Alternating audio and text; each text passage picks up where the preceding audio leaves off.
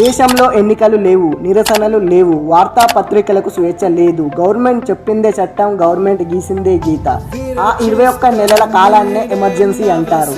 అసలు ఎమర్జెన్సీ ఎందుకు, ఎప్పుడు, ఎలా పెట్టారంటే జూన్ 25, 1975న ప్రధాని ఇందిరాగాంధీ దేశంలో ఎమర్జెన్సీ ప్రకటించారు. రాజ్యాంగంలోని అత్యవసర అధికారాలను ఉపయోగించారు. ఎమర్జెన్సీ పెట్టడానికి కారణం దేశ భద్రత, అంతర్గత అశాంతి ఉందని గవర్నమెంట్ తెలిపింది. ఎమర్జెన్సీ టైంలో చాలా జరిగాయి. చాలామంది ప్రతిపక్ష నాయకులని అరెస్ట్ చేశారు. వార్తాపత్రికలపై సెన్సార్ విధించారు. గవర్నమెంట్కి అగెనిస్ట్గా రాసిన న్యూస్ని ఆపివేశారు. కొన్ని ప్రాథమిక రైట్స్ని పరిమితం అయ్యాయి. మరి ఇలాంటి ఎమర్జెన్సీ ఎలా ముగిసింది అంటే 1977లో ఎన్నికలు నిర్వహించారు. ప్రజల ఓటు ద్వారా తమ అభిప్రాయాన్ని తెలిపారు. ఇందిరాగాంధీ ప్రభుత్వం ఓడిపోయింది, పడిపోయింది. మొరార్జీ దేశాయ్ నేతృత్వంలో ప్రభుత్వం అధికారంలోకి వచ్చింది.